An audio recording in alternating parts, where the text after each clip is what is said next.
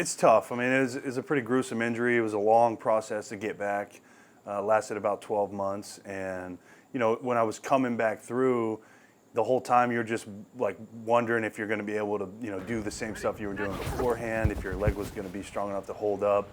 For me, like blocking and stuff, like, am I going to be strong enough to block a guy who weighs 300 pounds? And, it's one of those things that you're always worried about it until you do it, because when you do it, you don't have a chance to really think about what your body's doing. You're just reacting to the moment.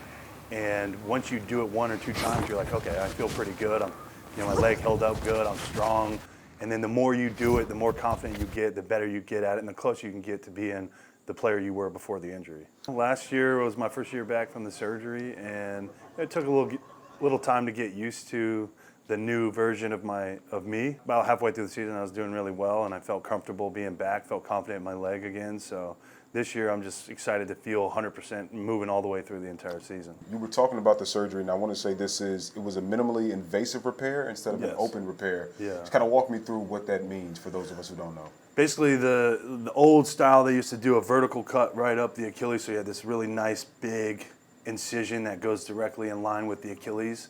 This is minimally invasive, so it's a horizontal cut that's about this big, which smaller incision means that the scar can heal quicker, and that it, after now the 2 years removed, the scars, other than the color, just like the color change of the skin, like the scar is very, very small, and it allows for the healing process to be a little bit quicker, and that you're able to get doing like weight bearing stuff a little bit faster, just because the surgery is, or the incision is so much smaller that there's not as much that has to heal with that part of it.